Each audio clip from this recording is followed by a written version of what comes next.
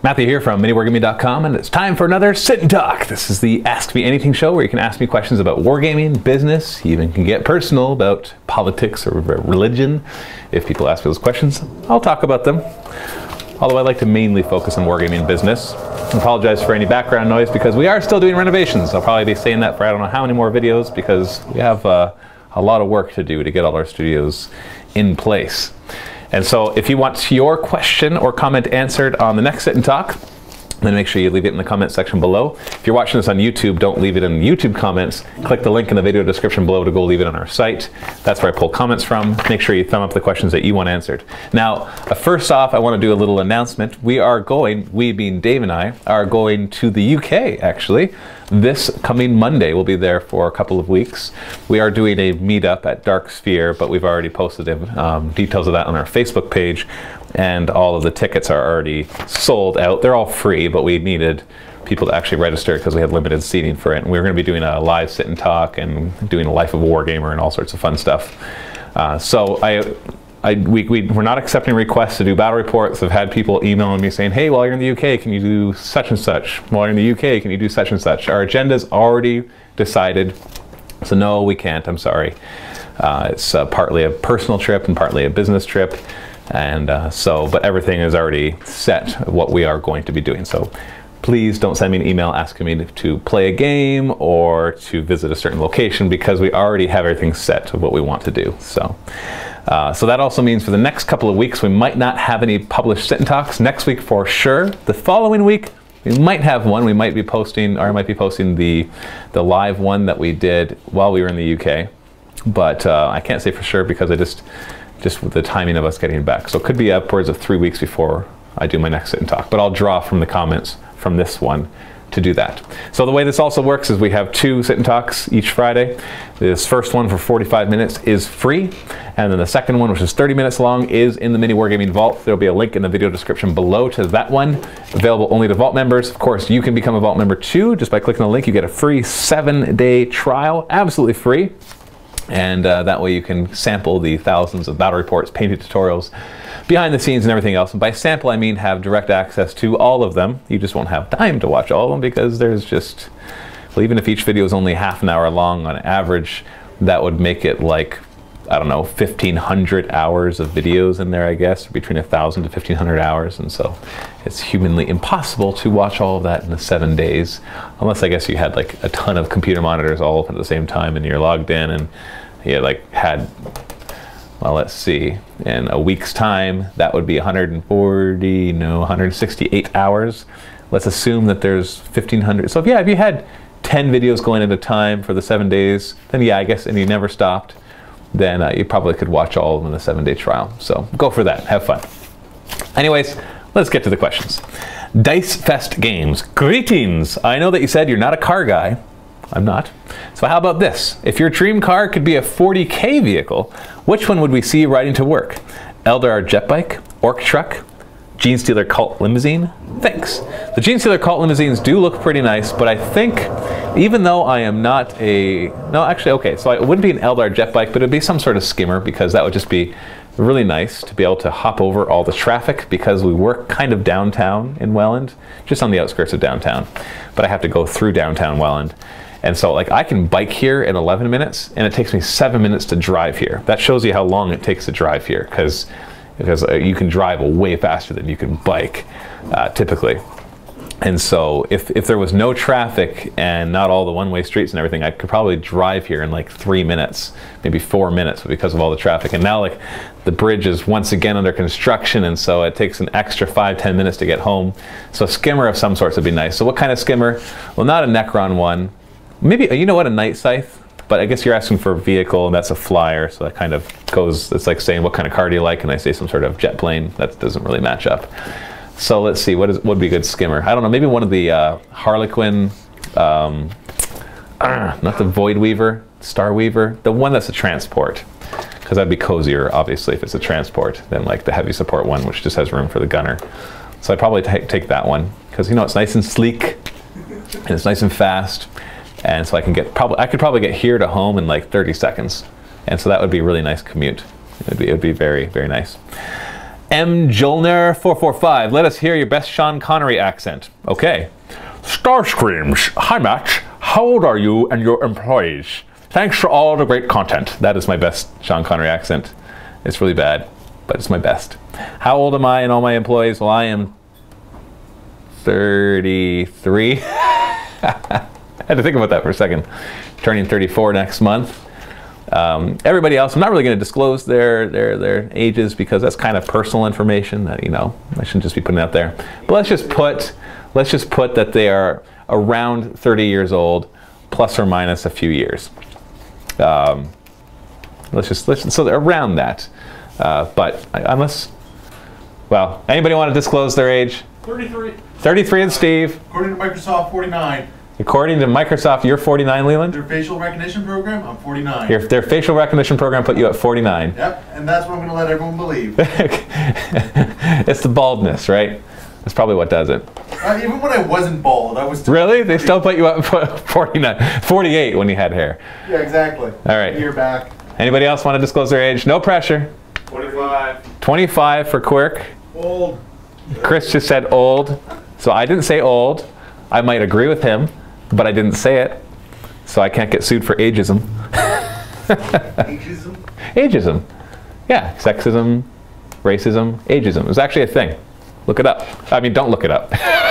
Because then, yeah, okay, let's continue. P.S. I'm a Swiss guy, and thank you for teaching me English. I taught you English. That's scary. I've learned more from you than in school. Well, I guess just listening to somebody speak English rather than trying to just learn it in school, that does make a difference. M. Jolner 445. Wow, you got 2 of your comments thumbed up really far. For the Apothis team intros, are you guys standing on a rotating platform? We weren't actually. Chris coached us in how to like swivel on our hips like this. See, I'm not turning my chair, believe it or not. Just kind of swivel at the hips. How many takes until you were able to keep a straight face? I think most people did it within a couple of takes. Oh yeah. We're actually very serious guys. We don't laugh that much. We only do it on video. Off the camera, we just kind of look at each other menacingly. That's about it. Blason, Warlord Matthias. One of the main things Striking Scorpion 82 does that makes his train look good. We talked about this last week, and somebody asked me if we could like do our train like him, and I said I don't know what you mean by that. Is using lots of little stones and strands of dried lichen or moss to cover up the edges of terrain pieces so that there appears to be a more natural blend from terrain to game mat. He also uses some more elaborate centerpiece pieces that look amazing. I think Mini Wargaming could take some pointers from him. Thanks, Blake. Well, you know what? We might just be doing, or at least Dave might just be doing some battle reports with him while we're in the UK. So we will take a look at what you mean, and always willing to learn new tricks to make our battle reports even better. So thank you for pointing that out. Doug Nifico. Hey Matt, really enjoyed Warzone Apothis. I was wondering if somewhere on your website you could post a map of the subsector for us fans to better keep track of that strategic gameplay. At the end of each bat rep you show the changes in the map. I was just hoping you could have one on the site that updates with the release of the videos or even just weekly. Also, I love how Warzone Apothis feels like an Avengers movie in the Marvel Cinematic Universe, with the other campaigns feeling like the character movies. I thought the same thing, actually.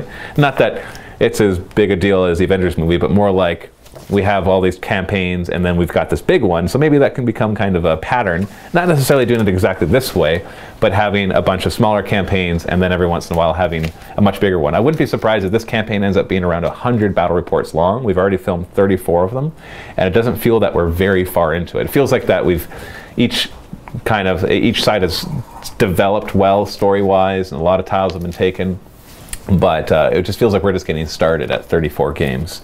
So yeah, it's kind of cool that way. Now, you're back to your other question about posting the map. I'd like to. I think it's a little more than what we'd be able to kind of get to right now, just because, well, let me just put it this way. We've been incredibly busy just trying to keep up with what we're doing right now.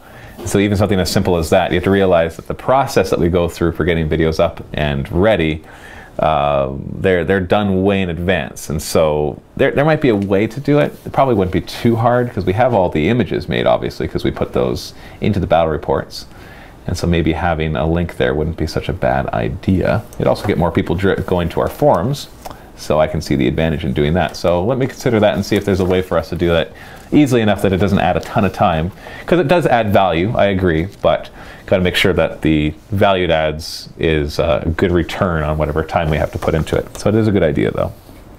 Thanks, bought a 1-year Vault membership because of Warzone Apothis. Keep up the good work. Thank you. Colossus, Matt, where are all those Forge World Necrons you mentioned a while back? You need to unleash some Tomb Stalkers. Actually, you're going to see them today. If it's not already up, I'm putting up a video today, and I'm recording this yesterday, and so it's actually tomorrow, but for you it's today. Weird time warp thing. Of Skeptical Skull Studios. It's a promotional video for them showcasing the Necron stuff that they did for us. And so those just arrived not too long ago and will be starting to be featured in videos soon. Now by soon I mean like we'll start filming them soon and then they'll show up in a month or two. So might be a little while before you see them. Zer0627, hey Matt, we ever going to see Harlequins in a bat rep? Yes, this week. Let me look at the schedule because I know you wrote this. I'm reading your questions a week later and I'm trying to remember. I know there's at least one Harlequin battle report scheduled for this week and I want to know when. Saturday. So tomorrow we have a Harlequins versus Orcs battle report scheduled. So, yeah, because Warzone Apothis, yeah. Yesterday would have been Blood Angels and Tau and Orcs and Chaos. Today would be Necrons and Chaos Demons and Necrons versus Eldar. And then tomorrow there will be the first one will be Eldar. Sorry, the first one is Eldar versus Orcs, and then the one in the Vault is Harlequins versus Orcs. So yeah, so it'll be in the Vault, just because of the way it worked out. So the first one's Eldar, the second one's Harlequins. And then you'll see more of them now that we have them. So yeah. Demon Stan, best dating advice ever. Thank you. When you don't know what to do, roll the die. That's true. Zekta. Greetings from Finland, Matt. I watched some old mini wargaming videos the other day. I just did that too, yesterday actually. Last night I was just browsing and I watched some like our original 7 years ago, almost 8 years ago videos that we put up.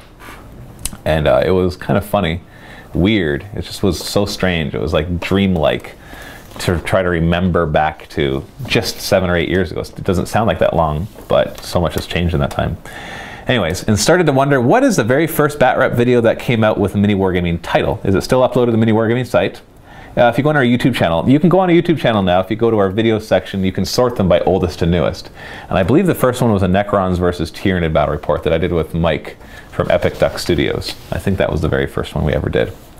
Back then, we would film our battle report in 10-minute segments and release that once a week. So a normal battle report would probably be 4 or 5 parts, and it would take you a month to see it all because we weren't creating as many videos. We didn't have the whole production studio kind of way that we're doing it now, and it wasn't as much a focus. It was definitely the focus to make videos, but the other part of the focus was to get the other part of the business going too. So yeah, it's kind of funny. Is it still uploaded to mini wargaming site, or do you keep these ye old videos to yourselves? It's funny because just on Facebook yesterday, I posted our green stuff infomercial. It's kind of a parody of infomercials, but at the same time, it actually was something we were selling at the time. So you can go check out. Go to facebook.com/miniwargaming, and it's one of our recent posts that I put up there. And I think it's actually pretty funny. It's pretty good. So yeah, it is fun to watch these older videos and see how far you guys have come and what changes have been made to the bat reps and what weight I've gained. I think Dave is down because he started off at a certain weight and then he got heavier, and then we had our weight loss challenge and now he's down below what we even started back there. For me, I've just been a steady increase. I went down, and actually no, I can't say steady increase. I'm more plateaued around where I am right now. Sincerely, 3 years in the vault and no regrets. R2, thank you. That's awesome, 3 years. Perks 12, hey, I'd actually be kind of curious to kind of look and see how old our oldest vault members are. Not like age-wise, but how long they've been in the vault for. It'd be kind of neat to see. I don't know off the top of my head. I haven't looked at that for a while. Perks 12, hey Matt, long-time watcher, first-time commenter. Thank you. Do you own your own house? Well, technically the bank owns a good portion of it, but technically yes. I own my own house. I have a mortgage on it, so I'm still paying that. But, you know, in all intents and purposes, yes, I own my own house. And what are your thoughts on buying a house? I think buying a house is great. If you can afford it, then do it. I don't agree with banks giving out loans that are clearly above somebody's income, like in the housing bubble in the States, and we're getting some of that here in Canada too. But it was a big problem just a few years ago. You know, somebody that makes $100,000 a year getting a mortgage for $600,000 or $700,000, and everybody thought that that was okay. And then they blame the banks when all the foreclosures happened. And yes, the banks were to blame, but people just kind of not using common sense, thinking, hey, maybe I can't afford this monthly payment. So that's it was everybody was to blame in that financial crisis. Some more than others. Don't want to really open that can of worms. But buying a house is great if you can afford it. Otherwise, renting is perfectly fine. If you rent all your life, that is fine. Some people will be like, no, you have to own a house, because if you're renting, you're just paying somebody else's mortgage. But guess what? One day you're going to be dead, and it doesn't matter what you owned. So as long as you're able to get by, and as long as you're surviving and feeding your family and yourself and clothing and have a roof over your head, that's the most important part. Sometimes it's more advantageous to buy, and sometimes it's more advantageous to rent. So we've done both in our marriage. We had a house, then we sold it, and we were renting for a bit, and then we bought another house. So buy a house when you can afford it, if it makes sense. Or do you think renting is the way to go? Okay, there's your, I answered that. Thanks from far away in Tasmania, Australia. And it's obviously going to be different country to country. I don't know what your interest rates are like. I don't know the laws and all that kind of stuff. But just the general rule of thumb is, obviously the good advice is to avoid debt wherever possible. And when you do need it, make sure that it makes sense for what your income is and what your needs are as well. Mentality. Hey, ya M. Sounds James Bond-like to me. Stands to reason that Vault members pay your check for the most part, right? Well, Vault members provide us the majority of our revenue. I know it probably felt silly doing the beat map bat rep dance at first, but we all loved it so much. So I guess that how we got you to keep doing it. I think maybe Leland and Steve should have a couple moves. In math terms, I guess you could express it like bat rep times dance moves equals more money. Sorry, it says negative bat reps times negative dance moves equals more money. So less bat reps and less dance moves, they are naturally negative because they require work. Or the sum of dance plus moves equals 2 large monies. Your math is going over my head here. Love you guys. Now dance, my little jumping beans. Dance! Mwahaha! Yes, I guess that's true. Yes, Vault members provide us with a majority of our revenue. So I guess you could say that you pay our paycheck. So we need to make sure we dance like a little marionettes that we are. Rapid 87, when can we expect Scatarii bat reps? Have we not had Ad Mech bat reps? There's been a couple that have gone out already. Like at least one with Steve and I. I guess, was it just last week that the first one really went out? Because there would have been Friday, the 22nd, when this sit and talk was put up. That day there was Tyrannus versus Ad Mech and Tyrannus, unless that AM is Astra Militarum. I really thought we already had Ad Mech ones that had gone out. But maybe not. We've been filming a lot, so it's weird because to us it's like, oh, we've just done a bunch. But looks like, well, this week, because it would be after your, that was Necrons versus Imperial Guard, Tyrannus versus Orcs, Tyrannus versus Chaos. Today's Bloody, yeah, I guess we haven't really had much of the Ad Mech stuff out yet. So, but you're going to see lots of it in the coming couple weeks because Leland has filmed a lot of Ad Mech battle reports. And so, yeah, you'll see it in the next 2-3 weeks. All right. Where were we? Dave is DVD. Hey, Matt, I had similar sinus problems to you growing up, and one Christmas I got fed up and asked the doctor to do some tests. I had blood tests done, and it turned out I had a bunch of allergies that could be easily addressed with a simple nasal steroid spray. Interesting. I now have none of those sniffling problems that you suffer from. Actually, this one I think today is actually allergies. So maybe it's worth checking out if you haven't done so before. Love everything you guys do. Dave, blood for the blood god. That's not a bad idea. Maybe I should find some time in my incredibly busy schedule to go to the doctor for something that they might be able to figure out. I'm not saying that like I shouldn't do it. It's funny because it's always like, yeah, I should go get that checked out. And then, you know, a year passes and I'm like, hey, I never really got that work done. Nepenthe. Hey, Matt, if you could choose 3 rules that you could balance, what would they be? I've talked about this before. Balance, I don't know if is the right word. It's more fix. like the whole vehicles and monstrous creatures thing, I don't think they should be separate rules. I think that we should really just throw away the vehicle rules is what it comes down to. And all vehicles should have rules similar to everything else, have wounds, toughness, that kind of stuff. And I know people might think, well, vehicles aren't those. It doesn't matter. Like, we've already, no matter what your argument is, all I have to say is Riptide, Dread Knight, and Wraith Knight, and Riptide, which are all clearly vehicles. They're all walkers, and they made them monstrous creatures, or gargantuan creatures in the case of the Wraith Knight.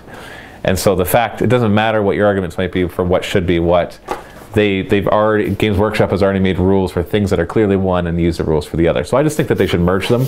It would, it would simplify the game in such a way that, like, if I have a bunch of strength 3 stuff up against a toughness 6 guy, then, you know, you can pour fire into it and eventually hurt it and kill it. But you have those same strength 3 things against a vehicle, they can't hurt it. And so that's kind of my argument. It's like a mass amount of strength 3 should be able to hurt those kind of things. Sure, you can go up to toughness. I also think that it should work like fantasy, that no matter what the difference between the strength and toughness is, that a 6 will wound. And that changes the game, obviously. I just think that those 2 things. What else would I change besides like balancing armies and things like that? Because obviously there's a lot of that to be done. What other rules would I change? It's a lot of little things. It's hard to think of 3 big things. I think those are the big ones I can think of. Everything else is small. Like, it's just minor adjustments to wording and slight balance issues, and then big balance issues and codexes and stuff. But I think that's what I would answer that question for. Gerard Durar. Hi Matt, do your religious views stop you from watching great shows like Game of Thrones? I would say yes and no. Yes, because you know, the religious views that I have would be to avoid things that are pornographic or too violent, or you know, just the things that are in your typical level of considering to not be good. And Game of Thrones obviously has lots of that kind of stuff. So no, I haven't watched Game of Thrones. It's hard to say, you know, is it the religious view stopping me or my own moral choices? Because they merge so much. Like the way we make decisions of what we do based off of our own belief system. And for me, that's largely shaped by the religion that I've been taught and that I believe in. And so I would say yes, the religious views do that. But I don't want to make it sound like, you know, a leader of the church came out and said, don't watch Game of Thrones specifically, because none have. There's more, they talk about, you know, good and evil and the things that you should and should not do in general. And then we, of course, have to make the decisions of what we think how that would apply to each individual thing. They won't come out and say, here's a list of approved books that you can read. Here's a list of approved TV shows and movies that you can watch. Because that's just we're not robots. We're not to just be fed exactly what to do. There's principles and then we need to govern ourselves and find out what it is that we think in our lives, as we're guided by how we believe as well. So that's why I say yes and no, because I hesitate to say yes, because then people are like, well, your church is controlling you, your church is making you do these things. Like, but it doesn't. It teaches us principles. And of course, you might say, well, but there's pressure. It's like, well, everybody has pressure. Everybody has pressure from whatever belief group they're part of to kind of act in certain ways. They're friends that you have with. Like, that's just part of society. That's part of life.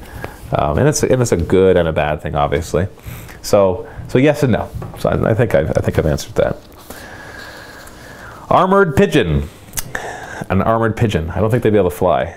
Hey Matt, this might be more a question for Dave, but I wanted your take on it. My question is, for the Khorne Demonkin, do you think units not locked in combat should be allowed to shoot into another combat? Should be allowed or are allowed? Because they're definitely not allowed.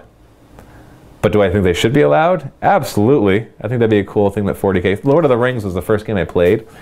And they had the good armies and the evil armies. And the one cool thing about the evil armies is they were able to make shots that could potentially hit their own guys. Because the rule was, it's a very simple rule set. That if there's a model here and a model here and there's a model in between that's covering, and this one shoots at this one, if he hits, or I think it's if he hits, you might have to roll, yeah, I think at one point you have to roll a 50-50 chance you hit this guy rather than this guy. And so if it was a good model and this is a good model, he couldn't take the shot. But if it was an evil model and this was an evil model, he could totally take the shot. And it was actually kind of awesome to have this big horde of goblins and you end up killing a couple of your own. It felt right. It felt like what they would do. And in 40K, it's like, no, you're not allowed to do that. It's like, I should be allowed to do it, but you're not. The army is all about bloodshed and not caring whose blood is shed, so it would fit with the description of the army. Yeah, and orcs would do it because they wouldn't care. Imperial Guard commissars would do it because they don't care.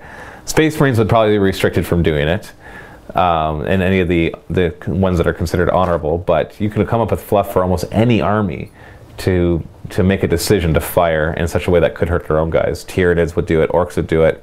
Tau, you know, the greater good thing, but they're more probably one of those that would lean towards not doing it. Eldar, same thing, they'd lean towards not doing it because each life is too important. But then most of the other ones, you can find a reason for them to want to shoot their own combat. So I think each army is should be army specific, or it could even get unit specific. But that's not in 40K at all, so I don't think you'll ever see that. It's easier rules-wise just to say, no, you're not allowed to do it. And then you don't have to worry about writing rules for how to handle allocating wounds and all that kind of stuff, and all this weird stuff that happens because of it. And it would totally change the game. It would absolutely change the game if you were allowed to shoot. Because then if it's like, there's a bunch of guys that 2+ saves from your army, and they're in combat with a bunch of like low toughness, low saves, meaning like 6-up saves, and you're firing like bolter equivalents, then you had to have no problem firing into that combat, because most of your guys would just survive it just fine. And so it could be kind of interesting. I think it'd be a cool addition to the rules. But that's more just a subjective choice of whether you want that in your rule set or not whether it should be or should not be. Noof. Hey Matt, if Khorne has blood letters as his minions, who is the blood postman? Blood letters. Oh, I get because they're letters. Who is the blood postman? Ha. A demon prince, perhaps? Do the flesh hounds chase the blood postman? Is the blood postman the one who gives minions to Khorne? Does he give minions to the rest of the chaos gods? So many questions about this character who does so much work yet not mentioned in any lore. Well, the postmen of any society are the unsung heroes, so it makes sense that it hasn't really been mentioned in the codex. Death Jester 30. Hey Matt, I have a bit of a rule conundrum that has come up with my friends in regards to whether or not death marks get their deep strike after your opponent comes on from reserve rules in their movement phase. Yeah, it's actually pretty straightforward, although I think they have to deep strike. I'm not a Necron player, so don't know the specific name. The Necron player claimed it was a very good rule against a new Khorne Demonkin in my army, as it could counter the summoning of demons. However, for the death mark rule to work, the enemy unit must be in reserve. Oh, that's what you're asking. Let me crack out the book and we'll answer this. However, summoned demons from the Khorne Demonkin codex do not come from reserves. I do agree with that. Or is there any mention of reserves? And in one of the tactical objectives, it specifically separates units coming in from reserves and units summoned due to the blood for the blood god special rule. What are your thoughts on this rules issue? You guys make awesome videos. Thanks for the work you guys do. Well, I will quickly look at this. Obviously, don't want to spend too much time looking this up, but I believe it says they have to come in from Deep Strike Reserve, in which case they would not be able to do it from a summoned unit, I believe. So let's look it up. Death marks, where are you? There they are. So Hunters from Hyperspace special rule says, during the player turn in which this unit, oh no, never mind. We want ethereal interception. If this unit is in Deep Strike Reserve, meaning the death marks, immediately after an enemy unit arrives from Deep Strike Reserve, this unit may choose to immediately arrive using the rules for Deep Strike. And then it can actually fire too. So the question is a summoned unit coming in from Deep Strike Reserve? Well, the main rule book can answer that question for us. So let's open the main rule book and we look up summoning.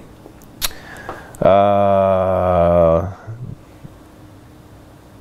a conjuration. Oh, I lost it. There we are. Blah blah blah, fluffy fluffy fluff. When the power is resolved, the new unit then arrives via Deep Strike within the power's maximum range. The new unit is under your control and is treated as having arrived from reserves for all rules purposes. If the new unit suffers a deep strike mishap and is up going into ongoing reserves, it can deep strike anywhere on the board when it enters play. So the answer is actually yes. The death marks will be able to deep strike in because the summoned demon counts as having come from Deep Strike Reserve. That's interesting because that actually, I didn't actually catch that part of the rules for it, because there are the questions of you know, things like can it charge, what can it do once it deep strikes in. Now deep striking restricts a lot of things, so most of that is pretty clear. But yeah, So the answer to your question, ethereal interception for death marks say that when something comes in from Deep Strike Reserve, then immediately after they can come in, and then at the end of the, I think it says at the end of the movement phase they can shoot as well. But you know, put that aside, because if they're in, then you can follow the rest of the rules. And for conjuration, so for anything that summons, now okay, that could be argued because conjuration is a psychic power. So conjuring demons. So now then it talks about codex. Okay, so I have to check one more thing, because I have to check the Corn Demonkin book, because it might have different wording on the rules. Corn Demonkin, where are you? I know I have you in here. There you are. Corn Demonkin. So this should be interesting, because now I'm really curious. All right, so where would I find the rules for your blood tithe things?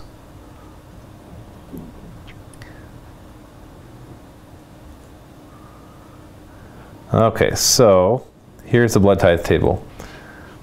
Starting number 5. A unit consisting of either 8 bloodletters or flesh hounds is summoned. See below. Okay, well, designer's note. When a rule indicates that a unit is summoned, a new unit under your control immediately arrives via deep strike within range of the specific units on the board, of the specified units. If the unit's army list entry has the option to take a banner, blah, blah, blah. Okay, hold on. It's cutting it off. So, let's look it up here. Blood for the Blood God. Unless stated otherwise, the summon unit cannot take any further upgrades. If you do not have enough models to place the entire unit on the board, place as many as you can. Any excess are considered destroyed. Yeah, because this isn't a conjuration spell, and so we can't say that it follows the same rules as conjuration, because it's not a psychic power that conjures. So I guess that would answer the question of if a psyker were to, now mind you, does it say that it has to be in the movement phase? So for Necrons, we go back to the death marks, ethereal interception. If this, oh no, blah, blah, blah. Immediately after an enemy unit arrives from Deep Strike Reserves, this unit may choose to arrive, blah, blah, blah. At the end of that enemy movement phase, see, that makes that sound like it only happens in the movement phase. So psychers that are conjuring stuff that summon in from Deep Strike Reserve, it doesn't sound like they would actually be able to do it. So rules is written, it's got some weird loopholes around it. I would say rules is intended.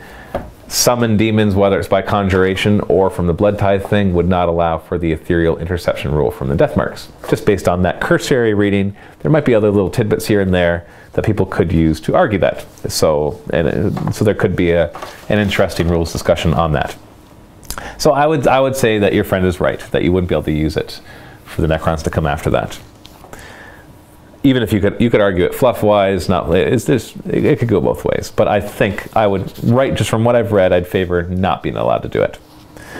Nidicus, hey Matt, if you could play a game of 40k against anyone in history, who would you play against and why? I've been asked questions like this in the past, like if you could meet anybody in history, if you could whatever, have a conversation. I never have a good answer for that. It's just not anybody that I particularly think, oh, I really want to meet them. So, sorry, I don't think I have an answer for that one. Also, if you had to go out for dinner with a member of a 40k race, who would you go out with? Not Imperial Guard, don't be boring. See, I need clarifying, there's clarifying questions for that. Can I communicate with said person? Because, like, obviously if I said, well, a Tyranid warrior, just so that I could, like, have a conversation about how the swarm actually works. But if I can't communicate with them, then it kind of defeats that purpose. If you're talking about, like, romantically, who would I go out with? Well, then most of the races would be out because, you know, call me xenophobic, but I just don't think, do orc girls even exist? I know orc boys do, obviously. But I guess Eldar, because they're kind of just like elves, and although they'd be stuck up, they're probably really good looking. So I guess that would be okay. So there you go. I guess Eldar, some sort of Eldar, not a Farseer. I don't want them like reading my mind and stuff. Just some sort of just female Eldar. There you go. As always, love the work you guys do. Vault member until my missus starts to become jealous of my hobby. P.S. Will you be going to Birmingham in the UK? I'm going to come see you guys, but I'll have to be getting on a train. No, we're not going to Birmingham.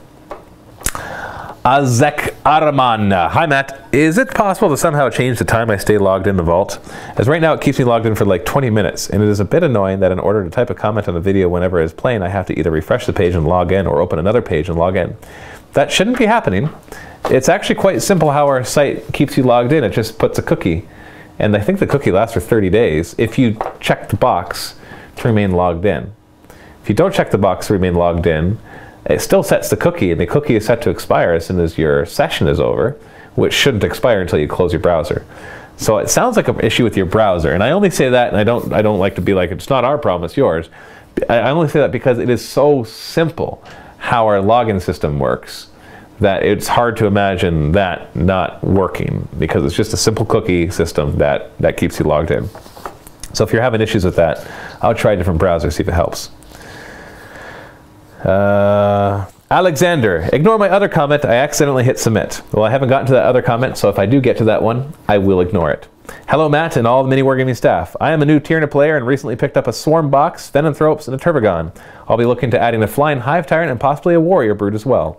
My question, can you discuss briefly, either in a sit and talk or a rules discussion video, about the Tyranid's instinctive behavior and how it works exactly? I find it confusing sometimes as to what exactly I can or can't have my units do when Synapse is broken.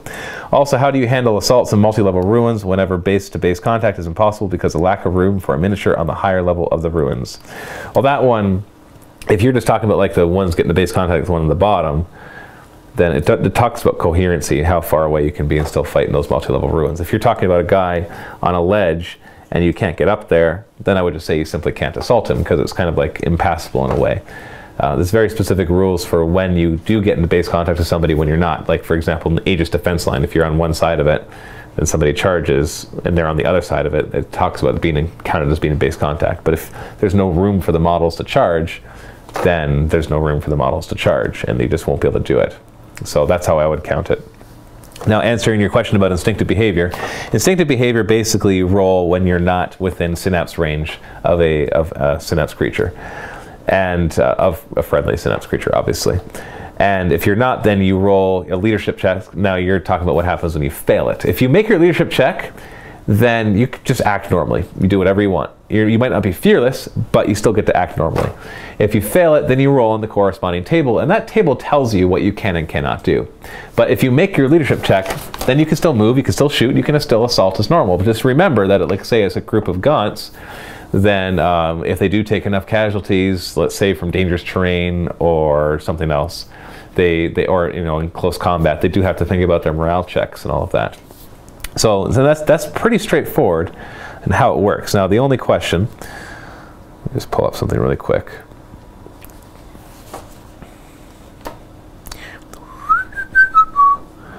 Let me just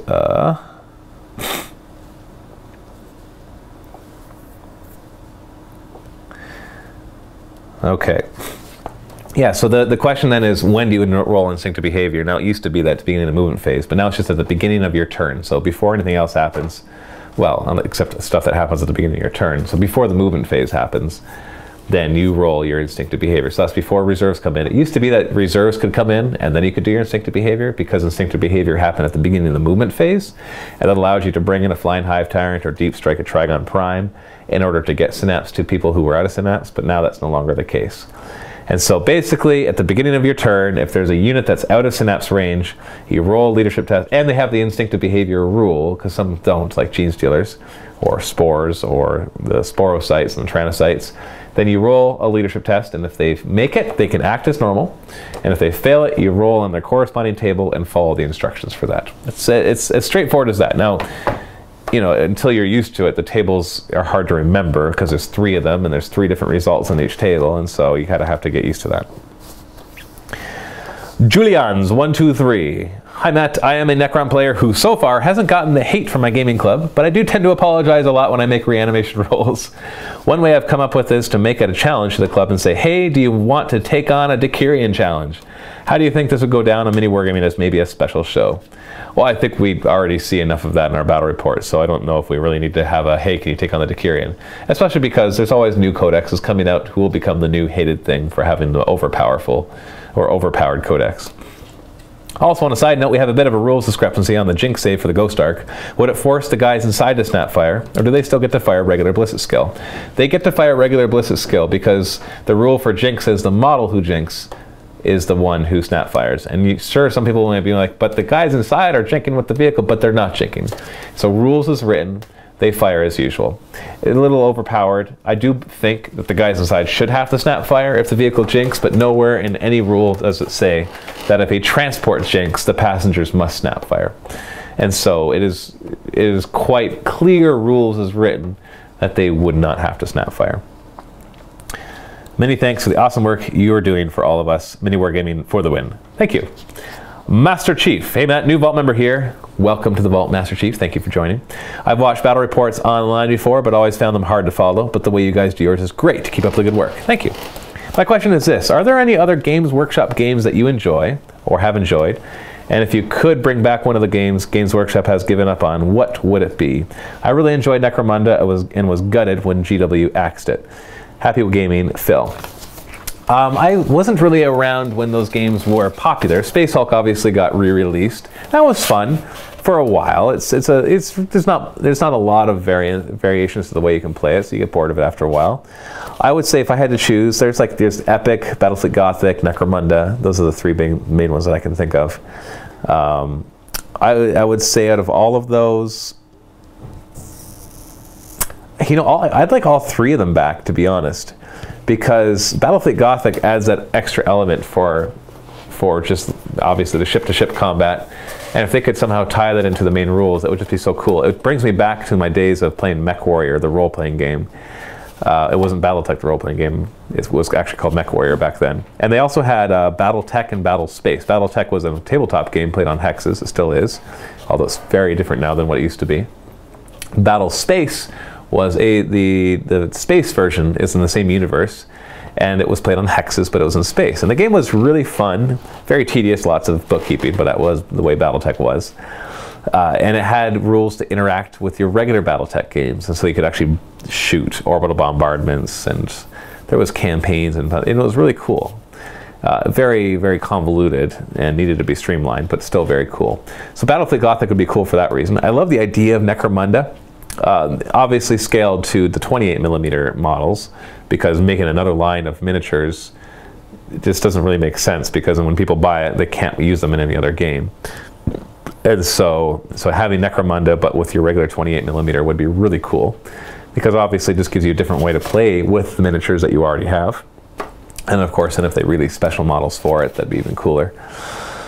Epic obviously has its advantages because it allows you to play humongously large-scale games of 40K in the smaller amounts of time. It's kind of what I always pictured Apocalypse should have been, because when we first started Mini Wargaming, Apocalypse wasn't yet the thing, but it soon became it. And when I heard about Apocalypse, I thought they were coming up with a rule set that would allow you to play larger games faster. But it wasn't. It was just basically play with whatever you want, and here's a few stratagems. And that was disappointing, but still a lot of fun to kind of be able to play just large-scale games. But Epic allows you to play the large-scale games, but on a smaller game scale. So I would like all three of them back, but if I had to choose just one, I would say Battlefleet Gothic, because Epic, while that would be really cool, we're already playing 40 battles of 40K, and so that's just like larger-scale battles. Whereas Battlefleet Gothic is a whole other set of what you could fight with. UK's Deadhead. Hi Matt, the comment you read out last week, they have actually gone up quite a bit now and are starting to go up. I know it's only been a matter of months since they stopped falling. Vault member for life. You're talking about the stock prices for Games Workshop. So yeah, it's the stock. I'm not really going to comment too much on the stock prices because I don't really follow that. Games Workshop is still making money. Yes, they're making less money, but they're still making money. And that's something. Like if you're still, hey, I might be less profitable than I was last year, but hey, I'm profitable. I'm still making money, so there's still a business there. Games Workshop is not going to disappear. They might change a lot. They might get bought out. Who knows what in the next 10, 20 years, but they're not ever going to disappear. Not with that much money and that much IP built up over the 30 years. Somebody will want to buy them, no matter how bad it gets. So I think they're still doing fine. Lots of business decisions I don't like. And yes, it is hurting them. It is opening the market up to other companies who will eventually be able to kind of build a very large existence in this small niche market. But the Games Workshop is fine. They're still making lots of money. Zam, this is my last question. Zam664, Matt, I recently started a new Adeptus Mechanicus Skitarii army, and then they came out with Adeptus Mechanicus Cult Mechanicus. I have to admit that I'm a bit mad because it seems now that I only have half an army. To me, it feels like removing the Canotech and Cryptek models of the Necron Codex and creating a codex for them. What are your thoughts about this? Thanks for all the great work. I have mixed thoughts about this. What it really feels like, and from the rumors, is that there's going to be this one, and then the Cult Mechanicus, and then there's going to be a book that merges the two. Although, does the Cult Mechanicus, it doesn't have the Skitarii models, does it? Won't know for sure. I know there's a formation that will do the... Right, but there's not all the rules for the Skitarii models in the Cult Mechanicus. As far as I know, I mean, it's a smaller size codex. Yeah, so I think they're both small, and I think that there's going to be a third one that merges the two. But even if there isn't, yeah, it is basically 2 half codexes, but it also allowed them to get the models out with the rules without taking forever, and without having to release them all at once, which probably wouldn't have been as good for their sales. Doesn't mean you have to buy 2 books, but those books are less expensive than the other codexes. But I don't think the one invalidates the other. If they came out with like the Skitarii book and then they came out with another book that had all the Skitarii stuff in it and updated them, then yeah, of course. It's like I just wasted my money on this book just to have it updated 2 months later. So I would be happy. It's kind of like when the Tyranny Codex came out and then shortly after they came out with the data slate. Some people were like, oh, you took out the good stuff and then the data slates fix it. I like supplements. I like extra books to kind of give me more ways to play. So I like seeing more stuff from my army. So I would be happy, not disappointed.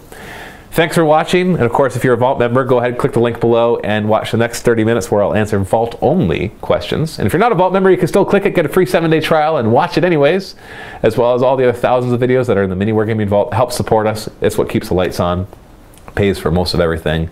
YouTube advertising revenue doesn't even cover our rent. I like to tell people that, just like kind of gives them an idea of how little money we make from YouTube in comparison to what we make from the Vault. So thank you, Vault members, for supporting us.